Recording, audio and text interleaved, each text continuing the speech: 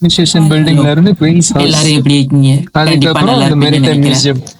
இன்னைக்கு நாம எங்க போயிருக்கோம்னு பாத்தீங்கன்னா, லண்டன்ல உள்ள கிரீன்விச் அப்படிங்கிற ஒரு பிளேஸ் தான். அதை பத்தி தான் இந்த வீடியோல நம்ம பார்க்க போறோம். ஓகே, நம்ம கிரீன்விச் பத்தி எல்லாருமே சின்ன வயசுல படிச்சதுதான். இந்த கிரீன்விச் அப்படிங்கிறது இங்கிலாந்தோட ஒரு வரலாற்று முக்கியமான இடம் சொல்லுவாங்க. ஏன் இதை அப்படி சொல்றாங்க அப்படின்னு பாத்தீங்கன்னா, அதாவது உலக நாடுகள் எல்லாம் ஒன்று இணைந்து, அதாவது 1884ஆம் ஆண்டு ஒன்றிணைந்து என்ன பண்றாங்க அப்படின்னா, ஒரு அடிப்படையான நேர ரீதியை வந்து ஏற்படுத்தணும் முடிவு செய்யும். அதாவது ஒரு உலக நேரத்துக்கான கணக்கிடும் ஒரு ஆரம்ப இடத்தை வந்து சூஸ் பண்ணணும்னு நினைக்கும் போதுதான் கிரீன்விச்ல உள்ள ராயல் அப்சர்வேட்டரி என்பதை வந்து சூஸ் பண்றாங்க. இந்த நேரம் தான் கிரீன்விச் மீன் டைம் அப்படிங்கிற நம்ம சொல்றோம். அதாவது சுருக்கமா அதை வந்து ஜிஎம்டி நம்ம பார்த்திருப்போம். நம்மளோட டைமிங்ல எங்கேயாவது சூஸ் பண்ணும்போது நீங்க பார்த்திருப்பீங்க, ஜிஎம்டி டைம் சொல்லி இருக்கும்.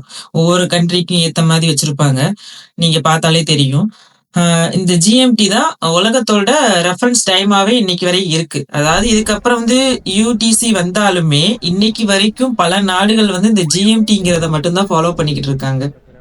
கிரீன்விச் ராயல் அப்சர்வேட்டரி இது வந்து யாரு கொண்டு வந்தாங்கன்னு பாத்தீங்கன்னா, கிங் சார்லஸ், அதாவது 2ஆம் சார்லஸால் வந்து 1675ஆம் ஆண்டு நிறுவப்பட்டதுன்னு சொல்றாங்க. இது எதுக்காக நிறுவனாங்க அப்படின்னு முக்கியமா சொல்லப்போனா விண்மீன் ஆராய்ச்சிக்காகவும், மேரிடைம் நேவிகேஷனுக்காகவும், அதுக்கப்புறம் டைம் கீப்பிங்காகவும் தான் இந்த ராயல் அப்சர்வேட்டரி நிறுவப்பட்டது.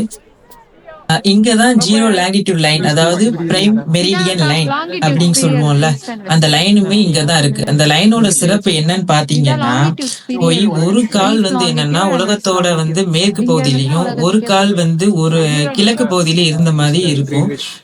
எல்லாருமே இந்த இடத்துல கால் வச்சு போட்டோ எடுக்கிறது வந்து ஒரு பிரபலமா இருக்கு இந்த இடத்துல. இந்த இடத்துல வேற என்ன இருக்கு அப்படின்னு பாத்தீங்கன்னா, 19ஆம் நூற்றாண்டுல வந்து பயன்படுத்தப்பட்ட மிக வேகமான போக்குவரத்து கப்பல் ஒண்ணு இந்த இடத்துல வரலாற்று முக்கியத்துவமா அமைஞ்சிருக்கு. அதுக்கு பேர் வந்து என்ன சொல்லுவோம்னா கட்டிஷார். பாத்தீங்கன்னா, இங்கிலாந்தின் கடல் வரலாற்றை பற்றிய அருங்காட்சியகம், அதாவது நேஷனல் மெரிடைம் மியூசியமும் இங்கதான் அமைஞ்சிருக்கு. கிரீன்விச் பார்க் இத பத்தி சொல்லணும்னே தேவையில்லை. ஏன்னா இயற்கை மற்றும் அமைதியான சூழ்நிலையை வந்து இந்த கிரீன்விச் பார்க்ல நீங்க பார்க்கலாம். எல்லாரும் குழந்தைகள்ல இருந்து பெரியவங்கல இருந்து எல்லாரும் விளையாடக்கூடிய ஒரு இடம்னா இந்த கிரீன்விச் பார்க். இந்த பார்க்ல வந்து குழந்தைகளை கூட்டிட்டு போறதுக்கு ஒரு பெர்ஃபெக்டான பிளேஸ்ன்னு தான் கண்டிப்பா நான் சொல்லுவேன். ஏன்னா குழந்தைகளுக்கு தேவையான விஷயங்கள் எல்லாமே அந்த இடத்துல பண்ணி வச்சிருப்பாங்க. அதுக்கப்புறம் உள்ள சின்ன சின்ன கடைகள் இருக்கு. குழந்தைகளுக்கு தேவையானதை வாங்கி கொடுத்துக்கலாம். அதுக்கப்புறம் ரெஸ்ட் ரூம் எல்லா வசதிகளுமே இந்த பார்க்ல பண்ணி வச்சிருக்காங்க. இடத்த பத்தி சுருக்கமா சொல்லணும் அப்படின்னு பாத்தீங்கன்னா, இந்த இடம் வந்து ஒரு வரலாறு, அறிவியல் மற்றும் இயற்கை எல்லாம் கலந்த ஒரு தனித்துவம் மிக்க ஒரு இடம் சொல்லலாம். லண்டனுக்கு கண்டிப்பா வரதா இருந்தால் கிரீன்விஷ தவறாம பாருங்க. கண்டிப்பா உங்களுக்கும் பிடிக்கும். இதுல ஒரு ஆச்சரியம் என்னன்னா, ஒரு சிறிய நகரம் உலகத்தோட நேரத்தை வழிநடத்தி ஒரு முக்கிய கோடா மாறி இருக்க நினைக்கும் உண்மையிலேயே ரொம்ப ஆச்சரியமா இருக்கு.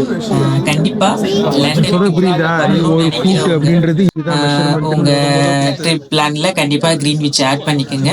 கண்டிப்பா வாங்க, உங்களுக்கு ரொம்ப ஹாப்பியா இருக்கும். வீடியோ எல்லாருக்கும் பிடிச்சிருக்கும்னு நினைக்கிறேன். மீண்டும் அடுத்த வீடியோல பார்ப்போம். லண்டன்ல உள்ள அடுத்த பிளேஸ் எதுவோ அதை பத்தின வீடியோ நான் அப்டேட் பண்ணிக்கிட்டே இருக்கேன். மறக்காம சப்ஸ்கிரைப் பண்ணுங்க, லைக் பண்ணுங்க, ஷேர் பண்ணுங்க. பாய்.